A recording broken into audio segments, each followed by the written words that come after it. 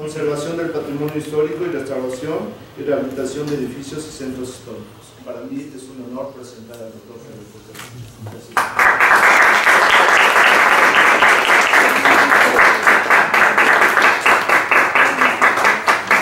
Muchas gracias, yo agradezco mucho la invitación de los organizadores de este diplomado a participar. Me la han puesto muy difícil para intervenir después de todo el cambio. Vamos a ver qué es.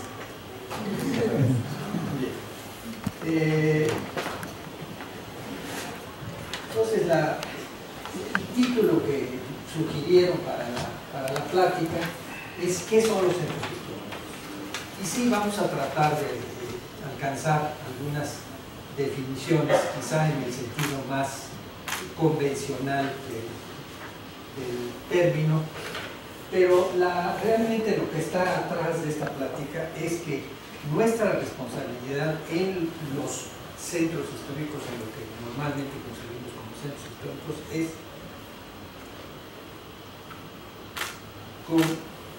conseguir conservar la vitalidad en esas áreas urbanas. O sea, no queremos ser taxidermistas, o sea, conservar el animal, pero el animal sin vida. Queremos hacer que ese animal sea un animal vivo, actuante, y que nos permita no solamente realizar las funciones que tenemos que realizar, sino además algo que va más allá, un disfrute de ese espacio y de la vida que desarrollamos en ese espacio.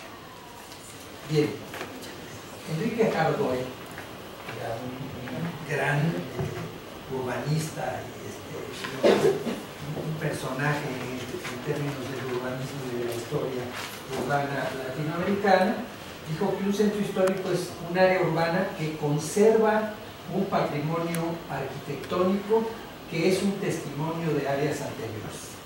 Ya antes de eso, Gustavo Giovannoni, que él no es de los padres sino de los abuelos de estos temas, dice que una ciudad histórica, la ciudad completa constituye un monumento por su estructura topográfica, su aspecto, sus vialidades y sus edificios mayores y menores. O sea, aquí vamos al tema de que no solamente los grandes monumentos, grandes entre comillas, son patrimonio, sino que el patrimonio está constituido por esos grandes edificios y por el resto. Bien. Un centro histórico implica un espacio vivo, un espacio habitado. O sea, la zona arqueológica de Teotihuacán no es un centro histórico porque no está habitado, es una ciudad, fue una ciudad, igual que Monte Albán, igual que Uruguay, pero no está habitada. Entonces, no son lo que nosotros entenderíamos por un centro histórico. Es un conglomerado con una cultura propia. Una ciudad tiene una cultura propia diferente de las demás, así como cada uno de nosotros tiene una personalidad y tiene unas facciones que nos hacen diferentes unos de otros, con manifestaciones materiales o inmateriales. Se habla de una cultura material y de una cultura inmaterial. Bien, la Carta de Quito, que es uno de los hitos en términos de la teoría y del patrimonio conceptual, nos dice que los centros históricos son asentamientos humanos vivos, fuertemente condicionados por una estructura física, porque desde luego las ciudades tienen una inercia, una resistencia al cambio, lo construido tiene una gran resistencia al cambio, reconocibles como representativos de la evolución de un pueblo. Ahí tienen dos centros históricos muy importantes en nuestro país, el de la Ciudad de México, con una de las vistas más espléndidas, que es la vista de la torre poniente de la catedral y la plaza principal de Campeche. Bien. El concepto de centro histórico se viene construyendo realmente desde la Revolución Francesa. Louis Mignon concibe la idea del monumento histórico en defensa de la destrucción que se estaba llevando en la Revolución Francesa. La Revolución quiere destruir todo lo que representaba lo antiguo, los castillos, los conventos, las catedrales, etc. Había que destruirlo porque era el antiguo régimen. Entonces empieza a haber una reacción para decir, no, paren, es que eso que antes era de los nobles o era de los... ahora es del pueblo, es de la nación francesa. Entonces, paren, hay que defenderlo, y se empieza a construir esta filosofía de la conservación. Y Ruskin, que es un inglés defensor a rajatabla de la cuestión monumental, al grado de que defiende que los edificios se tienen que ir dejando destruir para que después los tengamos como ruinas, como les parece, como les sucede a los seres vivos. Pues entiende que un monumento no es tan importante como lo que son los conjuntos urbanos.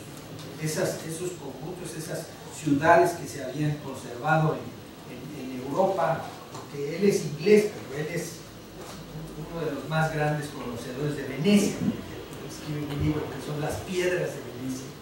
Entonces, los conjuntos urbanos como algo digno de conservarse. Aquí tienen una imagen de Campeche también, y cuando se hablaba de Quito Blanco, bueno, aquí un buen día decidieron que Campeche debía ser el glorioso Technicolor. Llegó Comex. La verdad es que Campeche es precioso. Y sí, muchas de nuestras ciudades que tienen un patrimonio histórico notable, el elemento de conservación fue la pobreza. O sea, ciudades como Campeche, ciudades como Zacatecas, ciudades como Guanajuato se conservaron porque había una enorme pobreza. Entonces no se hacían cosas. Donde hubo un poco más de recursos, como Puebla o como Guadalajara, se conservaron menos. Bien. Esto es, como mencionó Luis Soto, juntos hicimos una serie, con el PUEC hicimos un estudio a profundidad de 3 centros históricos, el de Guanajuato, el de Campeche y el de Zacatecas. Entonces van ustedes a ver mucho de estas ciudades. Estos son algunos de los más importantes documentos que nos sirven de respaldo normativo, teórico y normativo. Uno son las resoluciones de Atenas, donde se reunió, no es la Carta de Atenas del urbanismo, son las resoluciones de Atenas, que es de unos años anteriores a la reunión de los urbanistas. Esto era para hablar de la protección de los monumentos. Después la Carta de Venecia, que es como el decálogo, ¿verdad? Como el elemento más fuerte de doctrina, de conservación. La Carta de Venecia, ya hubo un firmante mexicano. Y luego la Carta de Quito sobre los centros históricos, y la recomendación sobre paisaje urbano histórico, y hay otras sobre la autenticidad, sobre, en fin. Pero estos 4 pues serían 4 muy importantes elementos de doctrina. La Carta de Venecia habla, por ejemplo, de los sitios monumentales. Los sitios monumentales. Bien. Nosotros tenemos un elemento de legislación, uno, nada más, que es la Ley Federal sobre Monumentos y Zonas Arqueológicas, Artísticas e Históricas, que le da fundamento a la operación del Instituto Nacional de Antropología e Historia y al Instituto Nacional de Bellas Artes. El Instituto Nacional de Antropología e Historia para la protección de los monumentos arqueológicos, los monumentos históricos y otros, ¿no? Paleontológicos, etc. Y el Instituto Nacional de Bellas Artes a los monumentos artísticos en una situación de división convencional un poquito folclórica, pero que ha funcionado. O sea, se consideran monumentos históricos los que son monumentos, pero que fueron construidos antes del año monumentos arqueológicos, los que fueron construidos antes de la llegada de los españoles, antes del año 1519 o 1521, si ustedes prefieren.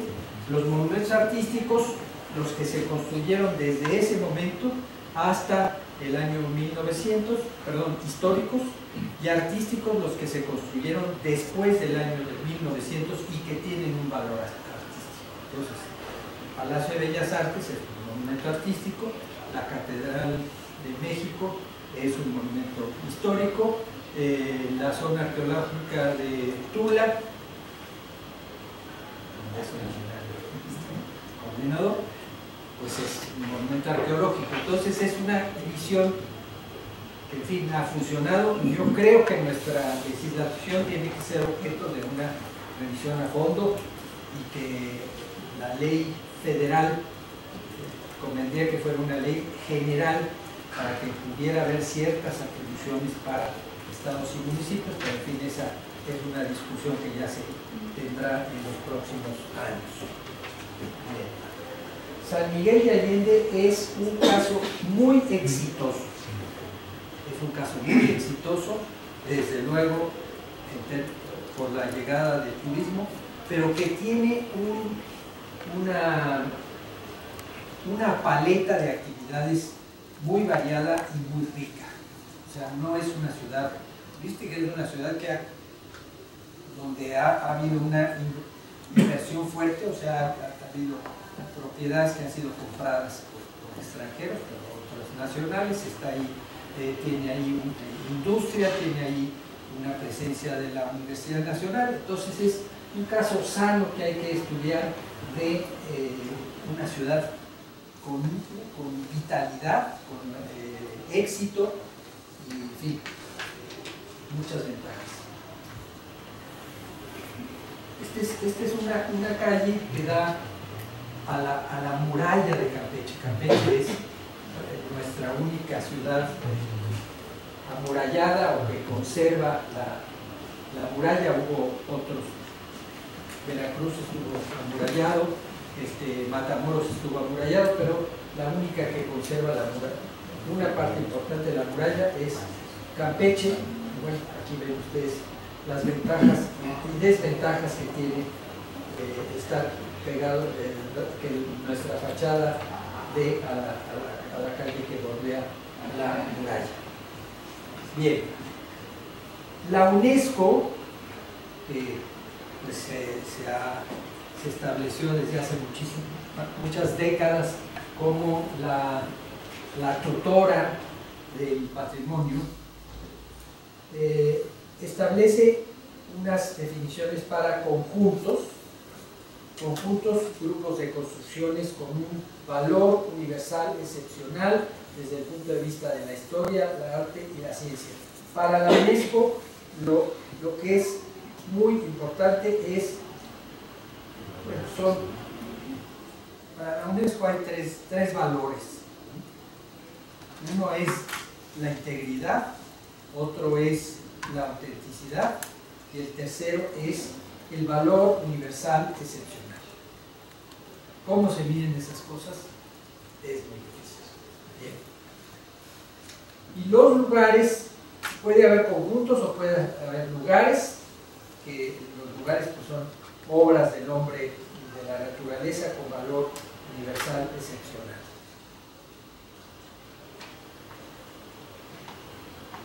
Bien, la UNESCO, un grupo de países, se inventó la cuestión de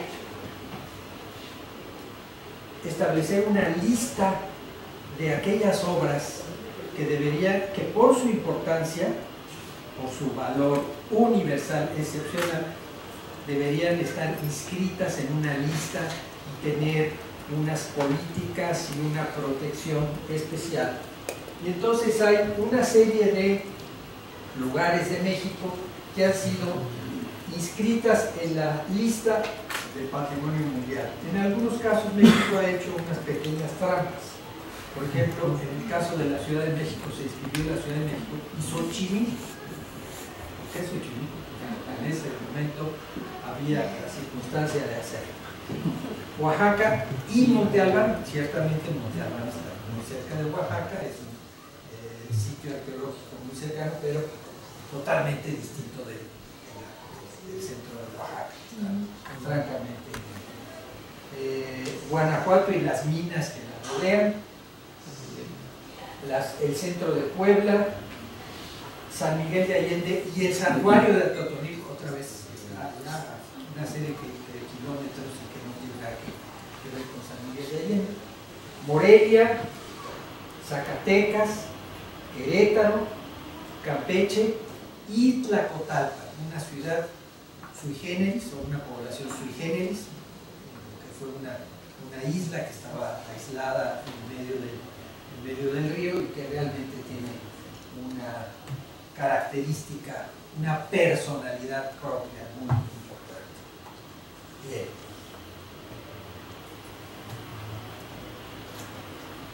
A veces nos pasa.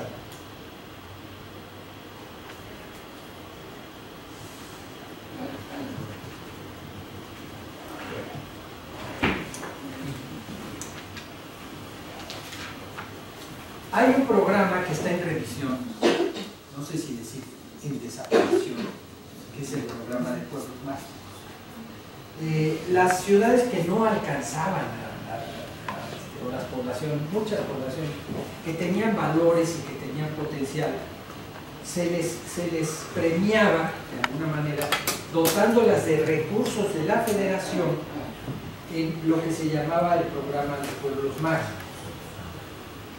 Y entonces se les daba recursos y se les ponían una serie de condiciones en cuanto a los anuncios, la movilidad, etcétera, y también se les daba dinero para que tuvieran las fachadas muy arregladas, en fin.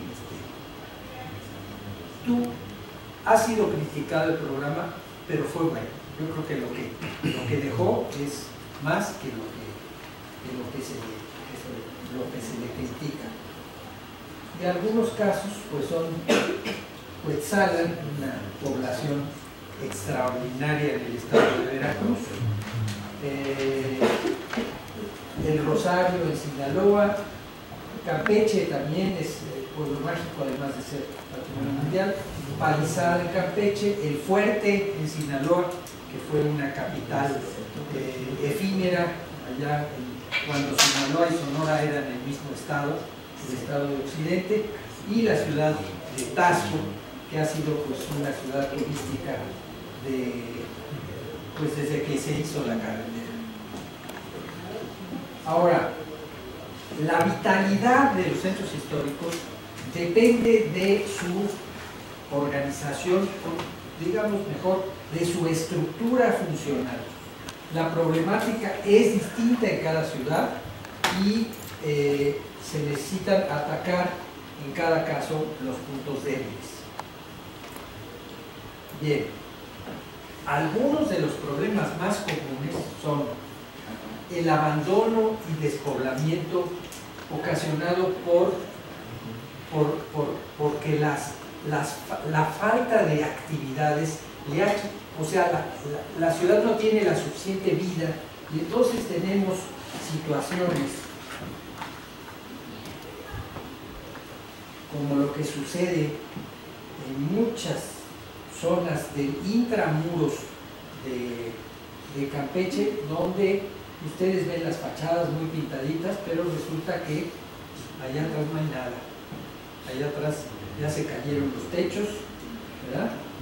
O bien, como en el centro de la Ciudad de México, en el centro de la Ciudad de México hubo una cuestión que fue letal para la ciudad, que fue dos procesos. Uno fue la congelación de rentas, que se supone que iba a durar lo que duraba la Segunda Guerra Mundial, pero que nunca se atrevieron a quitarla. Y entonces había departamentos pues, que pagaban el equivalente a 2 pesos y luego a 20 centavos, lo que en su origen era una buena renta, que fue yendo a 0, hasta que hubo un presidente que tuvo los pantalones para decir se acabó la congelación de rentas, ya pueden ir subiendo las rentas. Ya ha ayudado, pero no ha sido definitivo. Entonces hay zonas del centro de la Ciudad de México que están en esta circunstancia. Otra cuestión que castigó muchísimo al centro de la Ciudad de México fue la salida de una serie de funciones.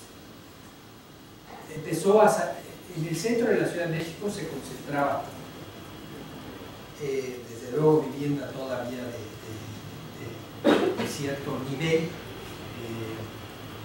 pero empezó a salir el comercio, empezó a crearse comercio fuera del centro de la ciudad.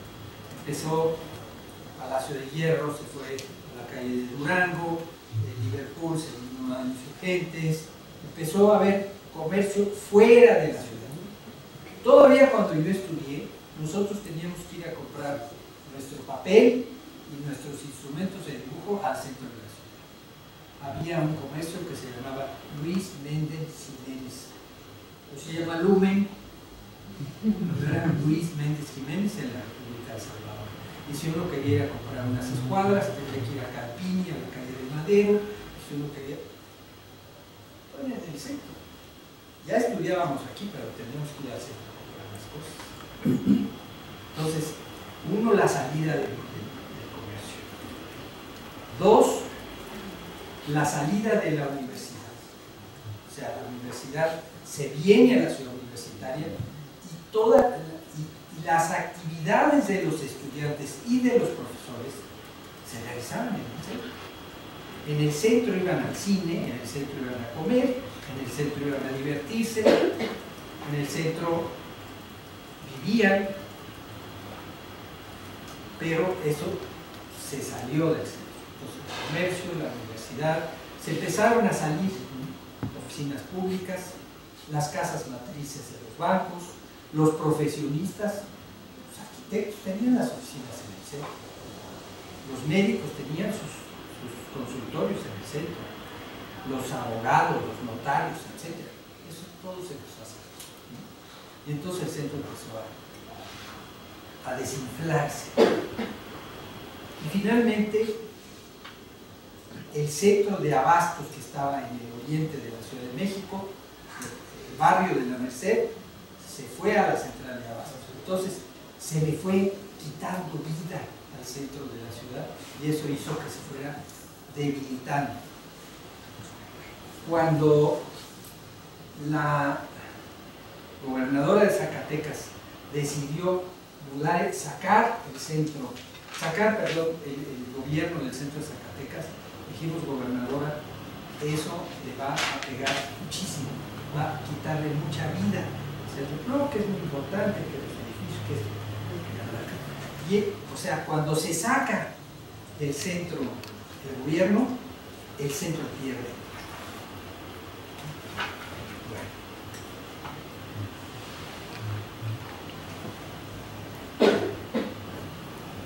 Bueno. Luego, en ocasiones también las áreas centrales menos prestigiosas son objeto de menos atención. En la Ciudad de México nosotros podemos establecer cómo lo que se ha atendido, lo que se ha sido objeto de programas de mejoramiento, de atención, etcétera, es lo que sucede del Zócalo hacia el poniente. del Zócalo hacia el oriente se ha dejado morir. Bien.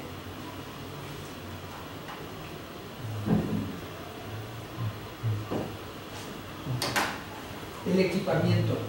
Equipamiento inadecuado y falta de espacios públicos. En el centro no hay una... Ustedes caminen en las calles, no hay una tintorería. Hay muy pocas peluquerías. O sea, el equipamiento normal de una colonia donde vive la gente no lo hay en el centro de la Ciudad de México. Y eso está pasando en general en otros lugares, ¿verdad?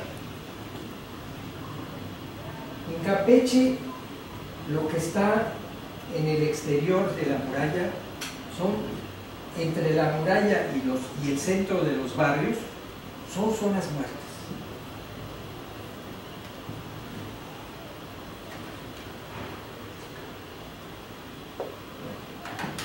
Y los edificios que se dejan morir, ¿verdad? Fíjense, un cine, todos habrán visto Cinema Paradiso, la película del Cinema Paradiso, ¿verdad? Bueno, lo que le pasó al Cinema Paradiso les pasó a los cines de todas nuestras ciudades. Y casas que eran muy buenas casas, por ejemplo esta en Veracruz, fíjense en qué estado está. O bien esta maravillosa instalación del Banco de México en pleno centro de Mazatlán. ¿Cómo nos pueden pasar esas cosas?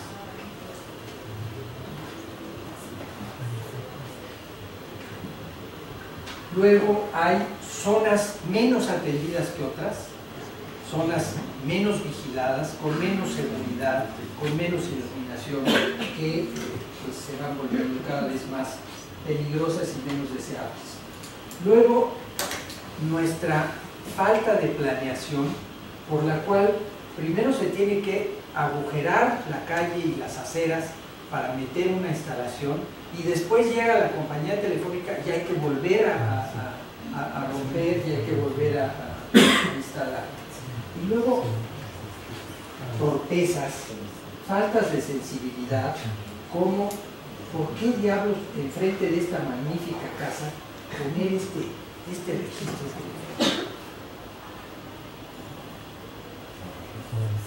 O esto, aquí pegado a esta magnífica casa, todo el Mazatlán. Y luego, lo que era una zona decente, ¿verdad? La vamos volviendo indecente, abriéndole estos baños y cambiando por una serie de cosas que ya no tienen que ver con eso. Bueno, para llegar a veces a estas circunstancias, ¿no? Eso es falta de voluntad. Y eso se llama corrupción. Esto no es de este momento, es de hace años, hace décadas en muchos casos, pero esto no puede ser.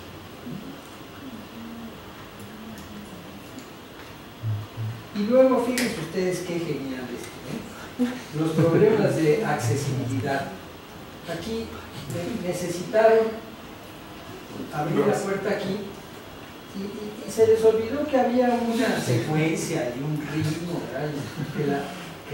Que la puerta era aquí, ¿no? Jugaron la puerta y bueno, se quedó de testimonio el remate por ahí.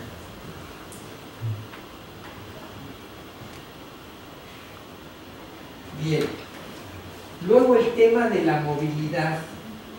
O sea, no podemos entender que en una ciudad que fue planeada para peatones o para mulas, para bestias de carga, tengamos que tener un transporte totalmente inadecuado. Porque, ¿saben qué? Los concesionarios son los grupos más poderosos en esta ciudad.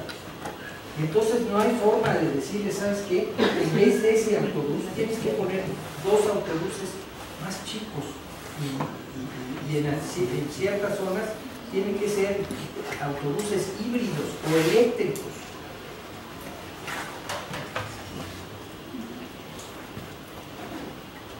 Miren que esto es Guanajuato. Esto es Guanajuato.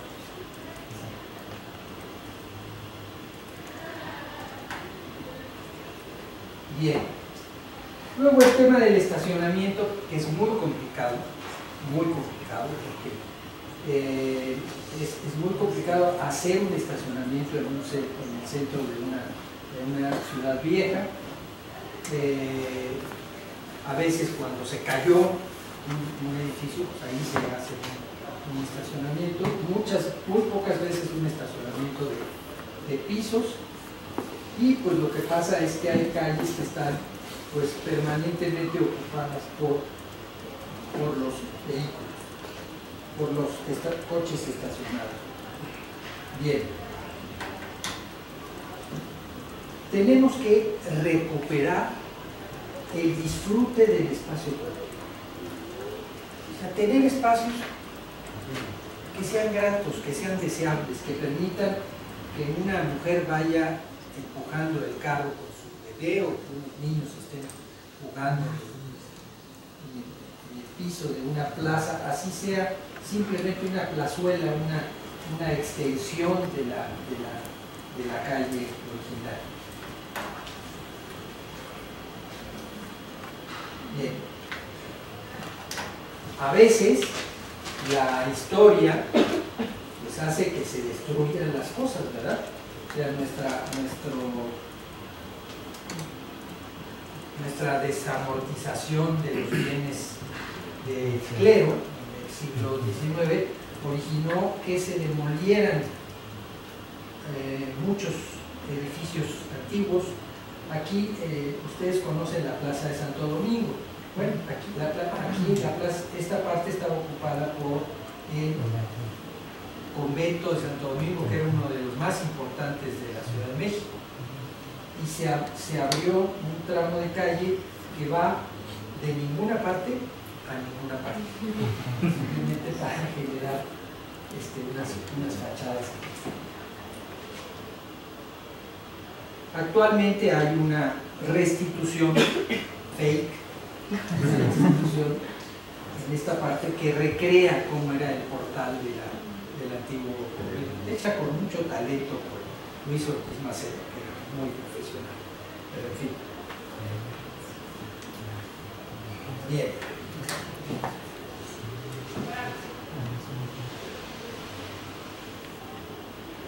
Tenemos que luchar contra la indiferencia, tenemos que convencer, tenemos que seducir, tenemos que enganchar.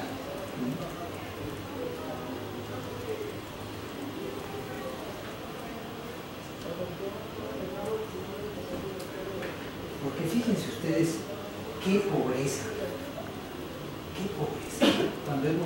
cuando tenemos un patrimonio tan importante. Pero bueno, pues esto es nuestra realidad y nuestro gusto, y difícilmente podemos. Hay que educar. Y hay que educar porque tenemos cosas tan notables como esto que estamos viendo. O sea, como esta arquitectura vernácula, ¿verdad?, de una gran calidad, hecha de adobe y tejas planas de Marsella. O como los espléndidos monumentos construidos en nuestras ciudades provincianas, como las de la península de Yucatán. Ahí no es el blanco con azul, ahí es el amarillo con blanco. Bien. Esto se rescató. Todo esto estaba ocupado por comercio informal. Y gracias a la organización de la sociedad, gracias a la voluntad y a la decisión política de los gobernantes, pues está libre, está vacío. Y Morelia es una ciudad espectacular. El centro de Morelia es verdaderamente espectacular. Bien. Tenemos que aspirar a la utopía. No nos tenemos que quedar chiquitos, tenemos que aspirar realmente a tener un entorno de calidad, un entorno que valga la pena, que podamos disfrutar y que nuestros hijos y nuestros nietos puedan disfrutar. Y por eso me atrevo a jalar a Tomás Moro.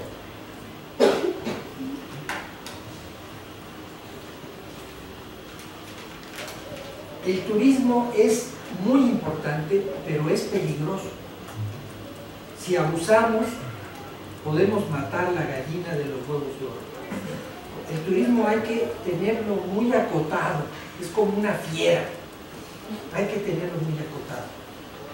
Nos puede pasar lo que pasa en Venecia, que es una de las ciudades más maravillosas del mundo, pero donde no vive nadie. En Venecia no vive nadie, es una ciudad vacía. Llega la gente que trabaja ahí a atender los restaurantes, las tiendas, etc. Pero nadie vive ahí. Son unos cuantos miles de gente las que ocupan Venecia. Bien, no nos puede pasar.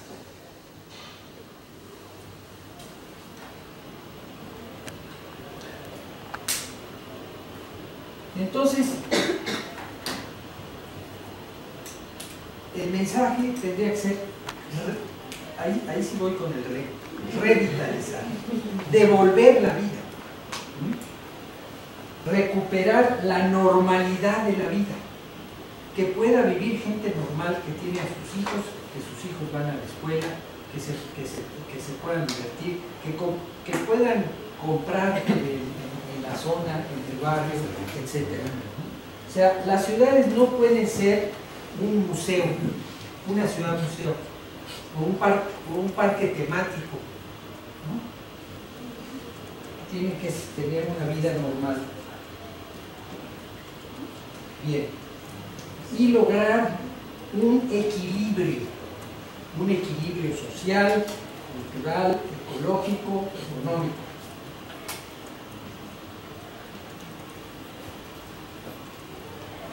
Ahora, es muy importante tratar de conservar la diversidad social y económica, que tengamos gente de distintos niveles socioeconómicos viviendo en la ciudad. Tratar de preservar las tipologías tradicionales, la arquitectura vernácula, la arquitectura tradicional.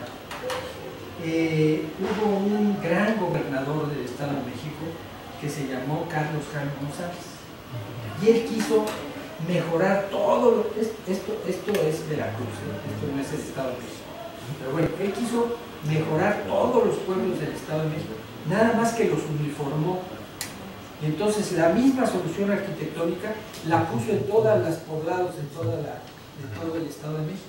Entonces en el Estado de México había poblaciones como estas, con sus postes de madera, con sus columnas de madera, y Jan González todas las uniformó, todas las hizo de ladrillo, aplanadas y pintadas de cal. Cuando tenemos esto, hay que defender, hay que conservar, es un gran valor, es una gran riqueza. Bien. Y sí, hay que fomentar que el patrimonio se conserve, que el patrimonio especial se conserve, que podamos tener cosas como esta de Querétaro, de Santa Rosa de Viterbo, o cosas en las que combinamos lo antiguo y lo contemporáneo con talento, con oficio, como esto que es una casa en el centro de Puebla, la casa del Mendrugo, pero que tiene un patio como este en el fondo.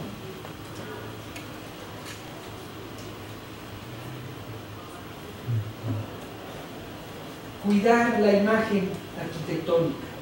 Otra vez voy a San Miguel de Allende. San Miguel de Allende, con mucha paciencia y con muy buen gusto, ha conservado sus sus líneas de fachada. En algunos que pueden ser verdaderamente palacios, como este de aquí, ¿verdad? O como esta, que es también una casa noble muy importante. Y vean la paleta, es una paleta de colores muy tranquila.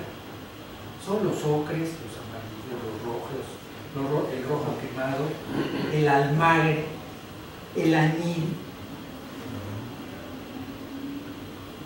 y tratar de propiciar una mezcla de usos adecuada, una mezcla de usos económicamente sana.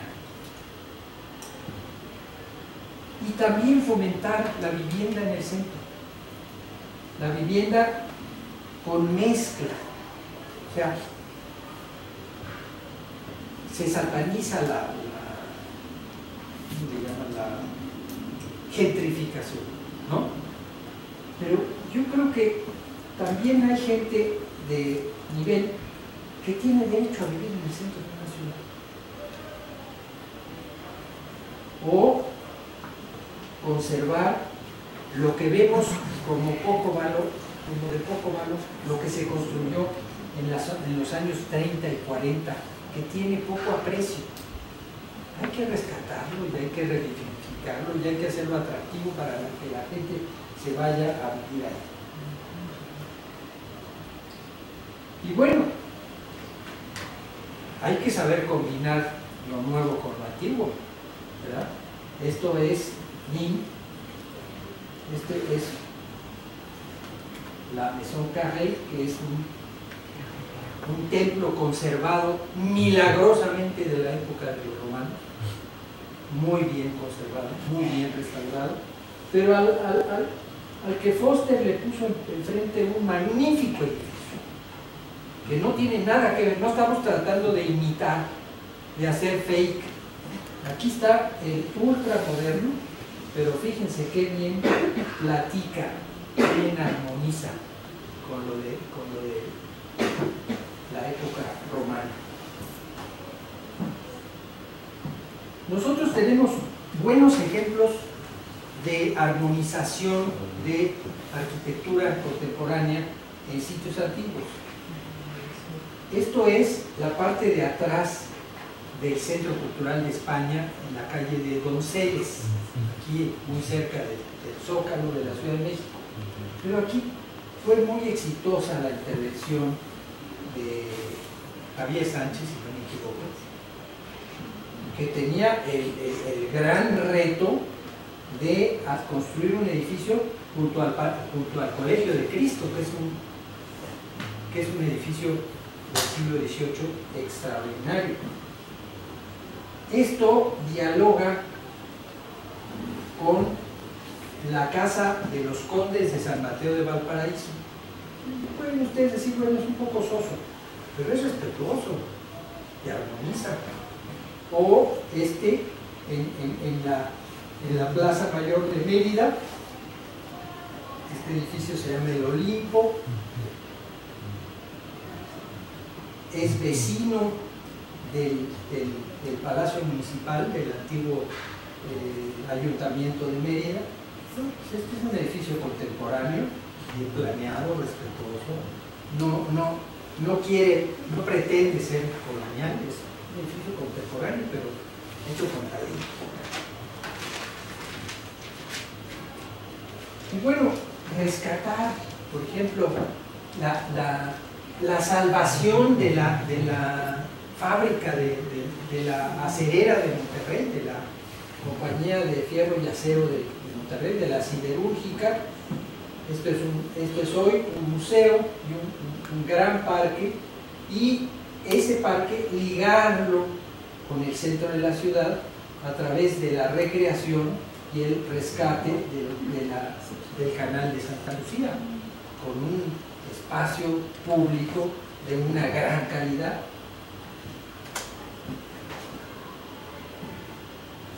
Y bueno, aquí tenemos los taxis eléctricos atrás de la Catedral de México, los sistemas estos de las bicicletas, ¿no? Y lo que no nos dejaron hacer, lo que lo que los intereses espurios y bastardos no nos dejaron hacer, no dejaron que se construyera el tranvía en el centro de la Ciudad de México, porque había un señor que tenía un noticiero que se llama De 1 a 3. Ese señor se llamaba Saludos, y todos los días de 1 a 3 se dedicaba a fastidiar todos los días, hasta que el gobierno de la Ciudad de México, hasta que Alejandra Moreno Toscano se dio por vencida y no se hizo el tranvía en la Ciudad de México, en el centro de la Ciudad de México. Un extraordinario medio de transporte que funciona estupendamente bien en muchas ciudades. Bien. Bueno, las áreas verdes.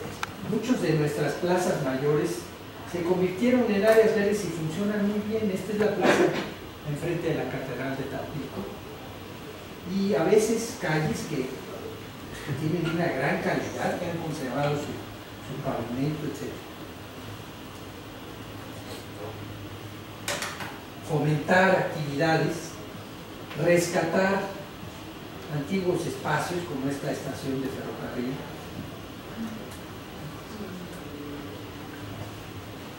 planteando en ocasiones una red vehicular perimetral que permita tener algunas calles peatonales libres de comercio informal, haciendo que las vías estén de acuerdo con el entorno, que las calles son las venas, son la irrigación de los espacios públicos. Miren ustedes qué maravilla de Cuetzalan. Aquí lo que queda descubierto es apenas 1/3 del ancho de la calle, porque llueve tanto que necesitamos proteger a los peatones.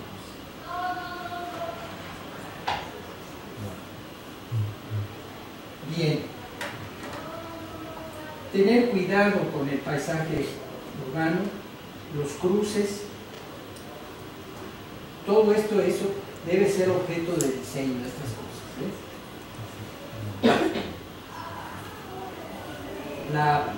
entender que el peatón debe tener prioridad y que debemos proyectar cosas para disfrute de los peatones, ¿verdad?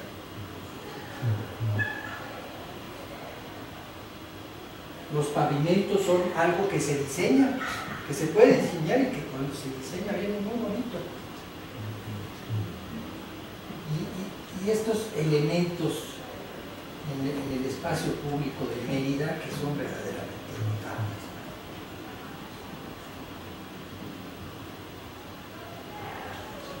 Cuidar el tema de los anuncios, los toldos, las marquesinas,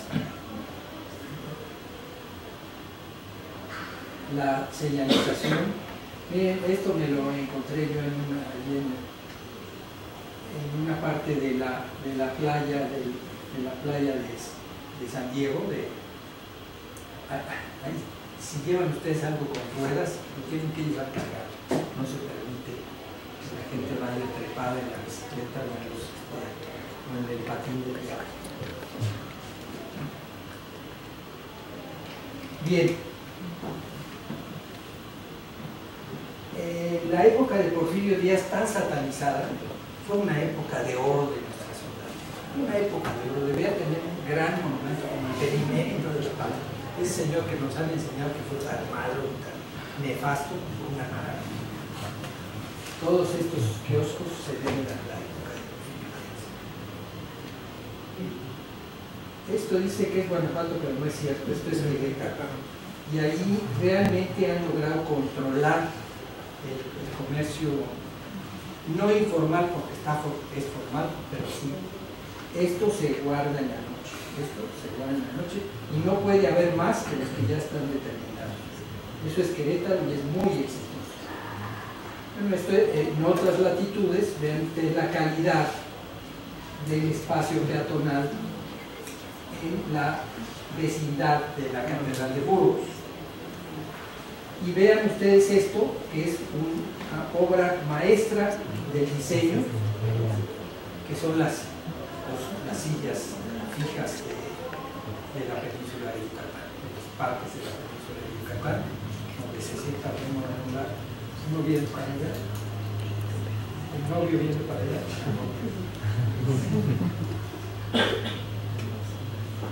La cuestión del servicio, de los módulos de servicio público, los puestos de publicaciones, casi luego se vuelven supermercados porque como que se desdoblan.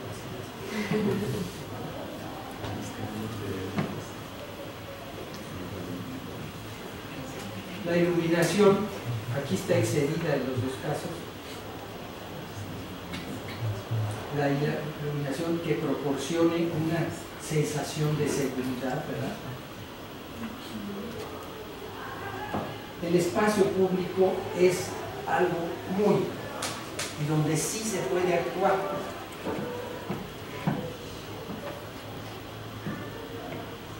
Afortunadamente se le está ganando poco a poco la pelea a los cables en algunas ciudades. Este es Tasco antes y después. Después conservar estos rasgos de la cultura popular, la fiesta, conservar la fiesta.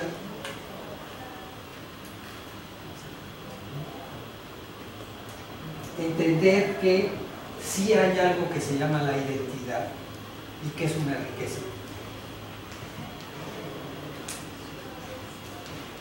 Y luego pues hay una serie de instrumentos ligados con la planeación y gestión, planes y programas que establecen estrategias y que permiten una gestión eficiente.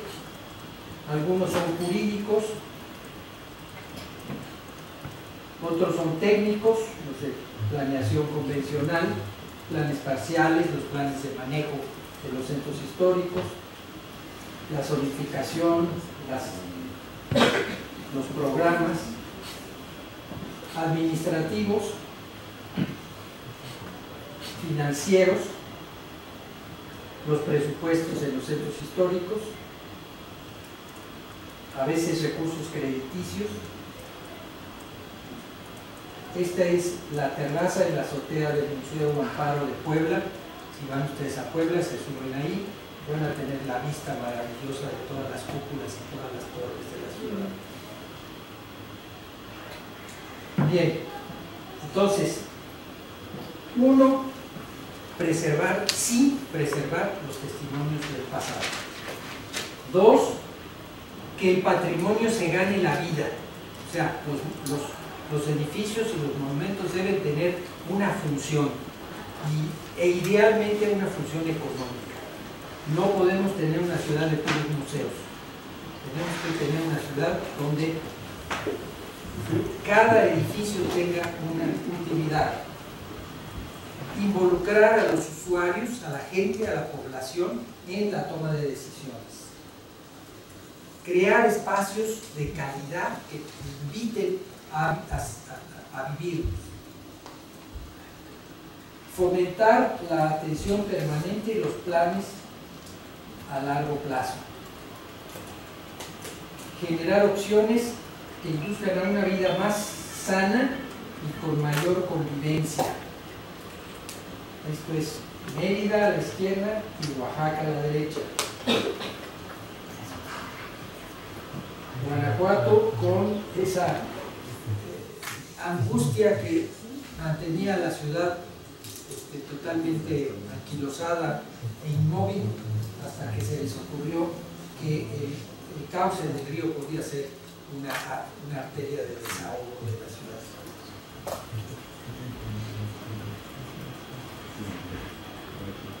Entonces,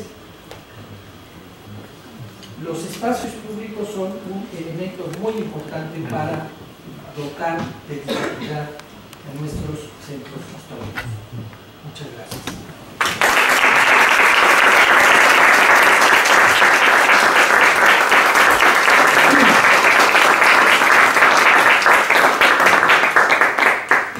Bueno, muchas gracias al doctor Javier Cortés Rocha. No sé si ya algún comentario, alguna inquietud. Yo tengo una pregunta. Se refiere mucho en cuanto a la preservación de la población en estos centros históricos, pero ¿cómo es posible preservar a esta población que a final de cuentas es la fuente del patrimonio cultural en los núcleos urbanos sin llegar a elitizar estos centros históricos, generando, bueno, o sea, hemos visto en casos como San Miguel de Allende que son centros históricos que han sufrido un fuerte proceso de gentrificación en el cual la población originaria es escasa en estos espacios? Si se logran mantener esta morfología en las fachadas y esta tan buena preservación del patrimonio cultural, es en gran medida la inversión privada, al capital extranjero. Entonces, ¿cómo podemos preservar y cómo justificamos la importancia de preservar un patrimonio arquitectónico por encima de resolver un problema de vivienda en ciudades como la Ciudad de México? Yo creo que se pueden hacer las dos cosas. Lo que pasa es que necesitamos tener más flexibilidad en la normatividad urbana y en la normatividad de INA. Si a mí me piden que yo acondicione con techo franciscano, pues nunca va a ser negocio eso, no va a poder llegar ahí la gente a vivir. Si me dejan hacerlo con un sistema más económico, pues a lo mejor sí. Y luego abatir lo que se dijo, viviendas más, células más chicas. ¿Por qué si la gente de mayores, las soluciones para la gente de más recursos se llaman lofts? Y cuando la gente de menores recursos soluciona su problema con espacios mínimos, se llama cuarto redondo. O sea, tenemos que meternos a la idea que puede haber soluciones menos convencionales, más accesibles. Cuando vino el sismo del 85, se hicieron estas no sé cuántos miles de viviendas con normas muy reducidas, y todavía esas normas se podrían reducir aún más. Entonces el problema de las normas es muy importante, y también el problema de los créditos. O sea, en nuestras ciudades tiene que haber zonas subsidiadas. Para que haya bolillos, tiene que poder haber campechanas.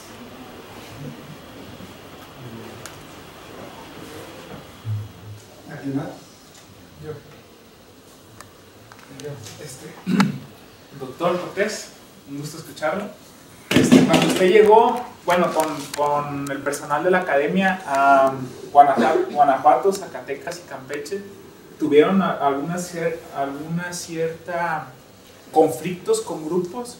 Porque entiendo que no nada más es la actuación del Estado, del gobierno vertical, sino que hay actores sociales que territorializan sus actividades, o podemos decir, como dice el doctor Carrión, sujetos patrimoniales, que las decisiones se toman por medio del conflicto y de ciertos acuerdos políticos entre los que tienen injerencia en el centro histórico.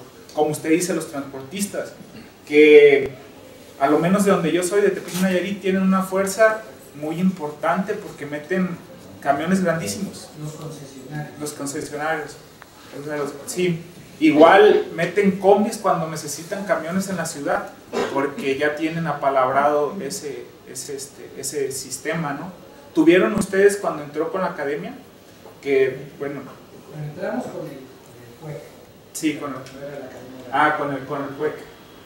O sea, en Guanajuato nos llamaron porque había un conflicto. Había un conflicto porque había un grupo que se había despachado y habían logrado que les permitieran fraccionar la parte de abajo del Cerro de la Bufa, que es un símbolo. Entonces, ahí pudimos entrar y, claro, hubo que lidiar con las visiones contrapuestas y con los intereses contrapuestos. Y tratamos de ayudar a conciliar. En el caso de Zacatecas había también, y lo hay todavía, un conflicto entre el INAH y el patronato. La Junta de Protección de Zacatecas. Junta de Monumentos. La Junta de... O sea, la ciudad es el conflicto. Y en estos hechos, por supuesto que hay conflictos. No les quiero platicar en Tasco, la problemática en Tasco. O sea, lo que ustedes podemos ayudar es a tratar de lograr conciliaciones y a generar instrumentos que permitan ir logrando las cosas.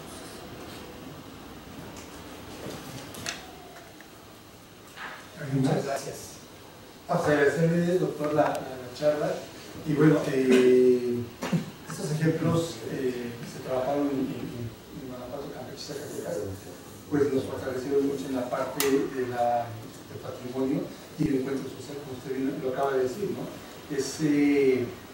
Esas reuniones intensas que teníamos con las asociaciones civiles, con el gobierno, con que estírale, con que no estírale, que hay que marcar la línea, son conflictos que se vienen en el centro y que hay que resolver. Y afortunadamente el plan de ordenamiento territorial de Guanajuato sigue siendo vigente, aunque ya está en consulta el próximo.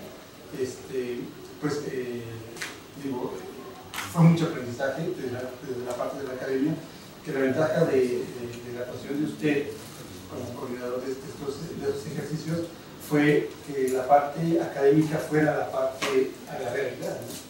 Y cómo empezar esa realidad y poder transmitir, en el caso de los alumnos, esas experiencias para que ellos aprendan desde la academia cómo se pueden ir gestionando, ¿no? Los talleres para la participación, los talleres para lograr el máximo posible de agentes presentes en la construcción de las propuestas, fue fundamental. Ahí la experiencia de la doctora Secari fue verdaderamente invaluable. O sea, la planeación participativa. En la medida en que haya más agentes, es muy importante. Y ya, incluso hasta los americanos lo están entendiendo. Ellos le llaman la charrette, la palabra francesa, ¿verdad? Bien, gracias. Bueno, muchas gracias, agradecerle al doctor Javier Monterrocha.